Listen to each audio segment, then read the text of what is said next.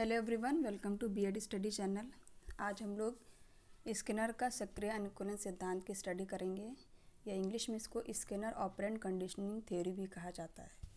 इसको मनोवैज्ञानिक BF Skinner ने प्रतिपादित किया था। ये भी थॉर्नडाई, पाव्लोव, वाटसन की तरह ही एक मनोवैज्ञानिक हैं और ये इनकी थ्योरी को ऑपरेंट कंडीशनिंग थ्योरी या ऑपरेंट कंडीशनिंग लर्निंग कहा जाता है। इसके अन्य नाम हैं, इनकी इस थ्योरी के अन्य नाम हैं नैमित्तिक अनुबंधन या इंस्ट्रूमेंटल कंडीशनिंग, क्रिया प्रसूत अनुबंधन, या फिर सक्रिय अनुकूलन, या फिर साधन अनुकूलन, या फिर आर अनुकूलन। यहाँ पे देखने वाली बात है आर अनुकूलन, क्योंकि इससे पहले आप लोगों ने थॉर्नडाई की थ्योरी पढ़ी होगी या पाव्लोव की थ्योरी पढ़ी होगी। उसको कहा जाता है एसआर लर्निंग, क्योंकि उस कंडीशन में पहले स्टिमुलस आता है सामने, उसके बाद रिस्पॉन्स आता है। लेकिन जो स्किनर की ऑपरेंट कंडीशनिंग है, यहाँ पे एनिमल की एक्टिविटी से फिर आगे की क्रिया निर्धारित होती है। तो यहाँ पे आप देख पा रहे हैं, यहाँ पे वर्ड आया है ऑपरेंट कंडीशनिंग। ऑपरेंट का अर्थ होता है सक्रिय। कहने का मतलब है क्रिया प्रसूत अनुक्रियाओं या अनुक्रियाओं का समूह जिससे प्राणी किसी लक्ष्य की प्राप्ति करता है या उससे कुछ संप्राप्ति होती है। तो यहाँ पे जो कुछ भी एक्टिविटी करेगा वो सारी एक्टिविटी एनिमल के ऊपर डिपेंड होती है। तो यहाँ पे आप देख पा रहे हैं ये थॉर्नडाई ये स्किनर का एक्सपेरिमेंट है। उन्होंने दो एनिमल के ऊपर एक्सपेरिमेंट किए थे।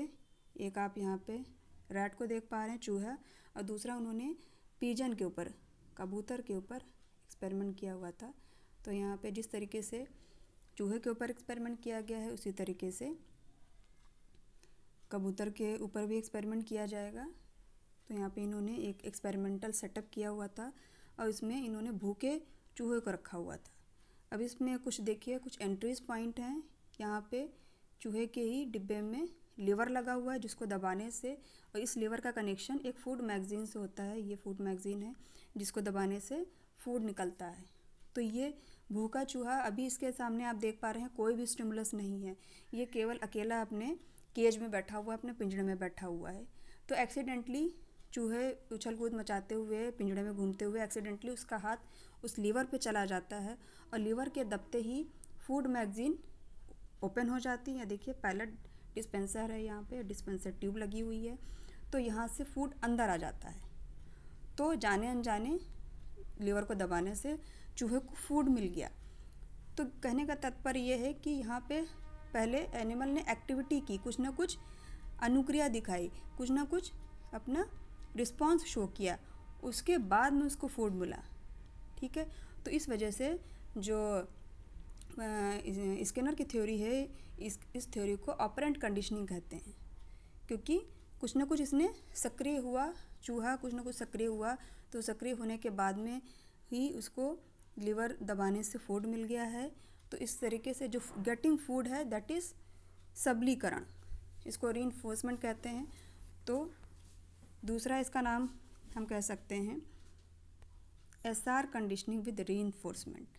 रीइंफोर्समेंट यहाँ पे क्या है, गेटिंग फूड इज़ रीइंफोर्समेंट। तो सबलीकरण, यहाँ पे फूड जैसे ही इसको सबलीकरण हो रहा है, सबलीकरण भी यहाँ पे दो टाइप से कर सकते हैं, पॉजिटिव या नेगेटिव।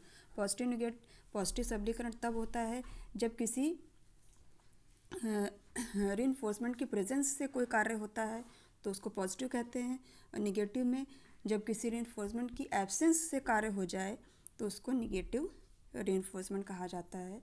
तो ये कंप्लीट थ्योरी थी स्किनर की, जो उन्होंने चूहे पे की थी। इसके अलावा इसी तरीके का एक्सपेरिमेंटल सेटअप उन्होंने पिजन के ऊपर भी किया था, कबूतर के ऊपर भी किया था। पिजन बॉक्स उसको कहा जाता है। तो उसमें भी उन्होंने भूखे पिजन को डिब्बे के अंदर रखा हुआ था और एक्सीडेंटली उसने भी लीवर को दबाया तो फूड अंदर आया। तो यहाँ पे मुख्य बात यही है कि इस थ्योरी को हम आरएस थ्योरी बोलते हैं। पहले यहाँ पे रिस्पॉन्स, एनिमल रिस्पॉन्स करेगा, कुछ ना कुछ एक्टिविटी करेगा, कुछ ना कुछ एक्टिव होगा, सक्रिय होगा। इस वजह से जो उसको रीइंफोर्समेंट हुआ वो फूड के फॉर्म में रीइंफोर्समेंट प्राप्त हो जाता है, उसको फूड मिल जाता है। तो इस तरीके से हमारी ये थ्योरी कंप्लीट होती है। Thank you.